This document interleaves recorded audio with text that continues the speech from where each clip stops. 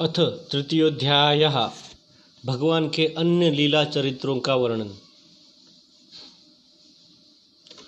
उद्धव जी कहते हैं, इसके बाद श्री कृष्ण अपने माता पिता देवकी वसुदेव को सुख पहुँचाने की इच्छा से बलदेव जी के साथ मथुरा पधारे और उन्होंने शत्रु समुदाय के स्वामी कंस को ऊंचे सिंहासन से नीचे पटक कर तथा उसके प्राण लेकर उसकी लाश को बड़े जोर से पृथ्वी पर घसीटा। सांदीपनि मुनि के द्वारा एक बार उच्चारण किए हुए सांगोपांग वेद का अध्ययन करके दक्षिणा स्वरूप उनके मरे हुए पुत्र को पंचजन नामक राक्षस के पेट से यमपुरी से लाकर दे दिया। भीष्मक नंदिनी रुक्मिणी के सौंदर्य से अथवा रुक्मी के बुलाने से जो शिशुपाल और उसके सहायक वहां आए हुए थे, उनके सिर पर पैर रखकर गांधर्व विधि के द्वारा विवाह करने के लिए अपनी नित्य संगिनी रुक्मिणी को वे वैसे ही हरण कर लाए जैसे गरुड़ अमृत कलश को ले आए थे। स्वयंवर में 7 बिना नथे हुए बैलों को नाथ कर नाग्नजीति सत्या से विवाह किया। इस प्रकार मान भंग हो जाने पर मूर्ख राजाओं ने शस्त्र उठाकर राजकुमारी को छीनना चाहा। तब भगवान श्री कृष्ण ने स्वयं बिना घायल हुए अपने शस्त्रों से उन्हें मार डाला। भगवान विषयी पुरुषों की सी लीला करते हुए अपनी प्राण प्रिया सत्यभामा को प्रसन्न करने की इच्छा से उनके लिए स्वर्ग से कल्प वृक्ष उखाड़ लाए। उस समय इंद्र ने क्रोध से अंधे होकर अपने सैनिकों सहित उन पर आक्रमण कर दिया, क्योंकि वह निश्चय ही अपनी स्त्रियों का क्रीड़ा मृग बना हुआ था। अपने विशाल डील डौल से आकाश को भी ढक देने वाले अपने पुत्र भौमासुर को भगवान के हाथ से मरा हुआ देखकर पृथ्वी ने जब उनसे प्रार्थना की, तब उन्होंने भौमासुर के पुत्र भगदत्त को उसका बचा हुआ राज्य देकर उसके अंतपुर में प्रवेश किया। वह भौमासुर द्वारा हर कर लाई हुई बहुत सी राजकन्याएं थी।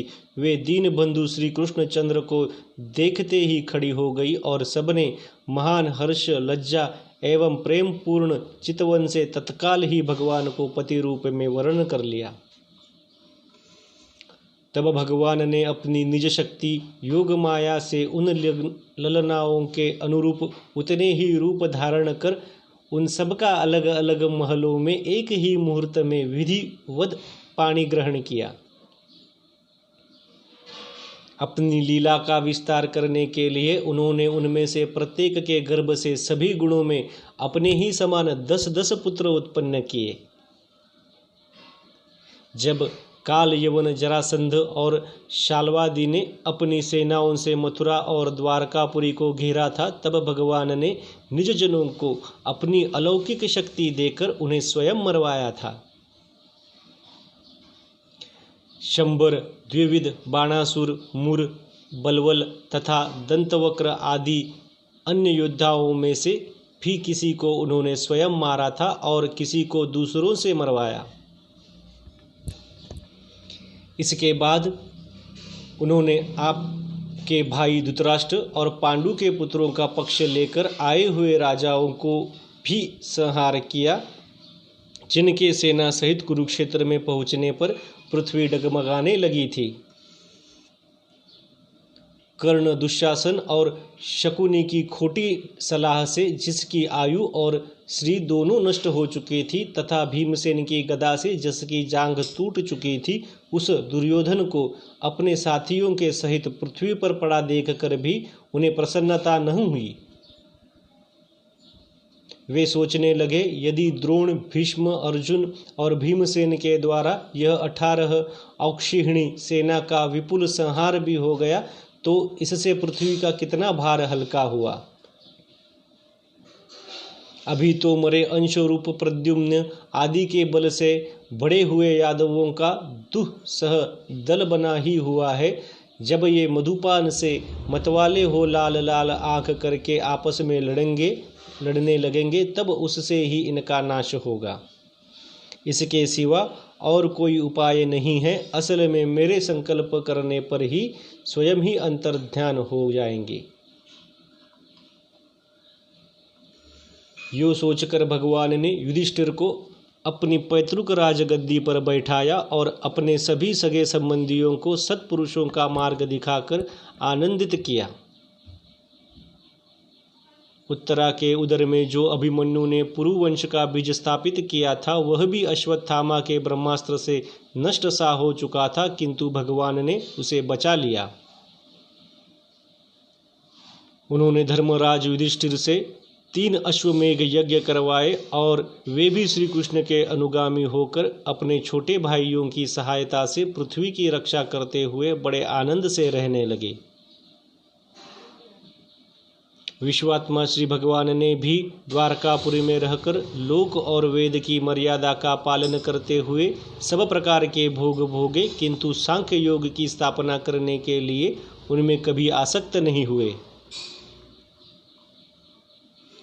मधुर मुस्कान, स्नेहमयी चितवन, सुधामयी वाणी, निर्मल चरित्र तथा समस्त शोभा और सुंदरता के निवास अपने श्री विग्रह से लोक परलोक और विशेषतया यादवों को आनंदित किया तथा रात्रि में अपनी प्रियाओं के साथ क्षणिक अनुराग युक्त होकर समयोचित विहार किया और इस प्रकार उन्हें भी सुख दिया।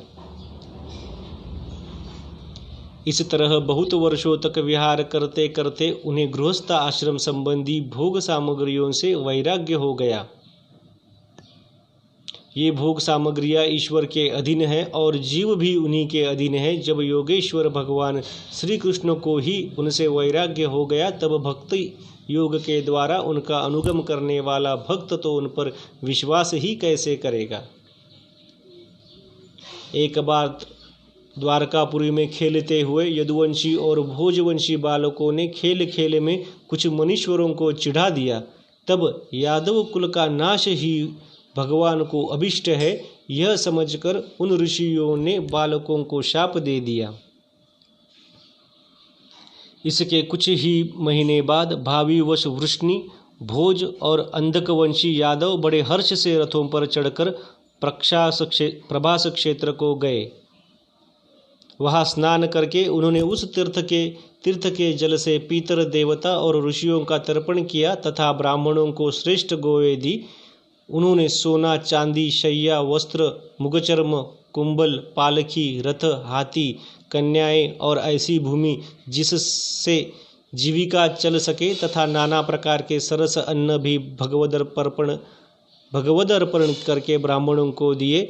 इसके पश्चात गौ और ब्राह्मणों के लिए ही प्राण धारण करने वाले उन वीरों ने पृथ्वी पर सिर टेक कर उन्हें प्रणाम किया। इति श्रीमद्भागवते महापुराणे पारमहंस्या संहिताया तृतीय स्कंधे विद्रोद्धव संवादे तृतीयोऽध्यायः।